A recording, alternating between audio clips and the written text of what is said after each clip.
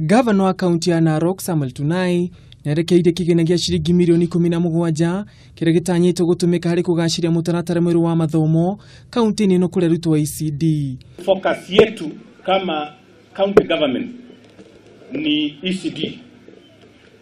Najua ya kwamba serikali yetu ya county imeweza kutumia pesa mingi sana kujenga primary schools, infrastructure ya primary, ikiwa madarasa ama dormitories ama dining halls katika primary schools za county hii.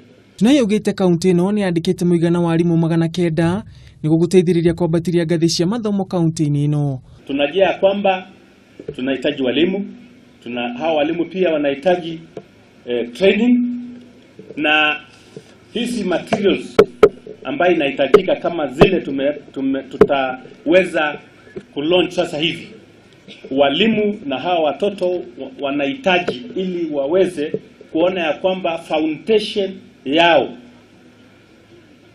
imeweza kukamilika.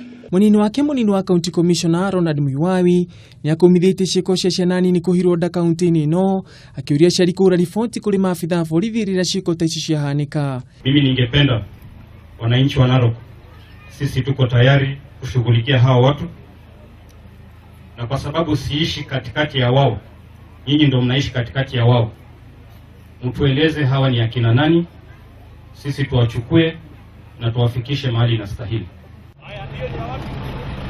Thirikari nĩ ĩrarekereire kĩgĩna gĩkĩ ũnyitanĩri na rũhonge rwa gũthũrima na gũcabithia mabuku gũkũ bũrũri-inĩ KLB.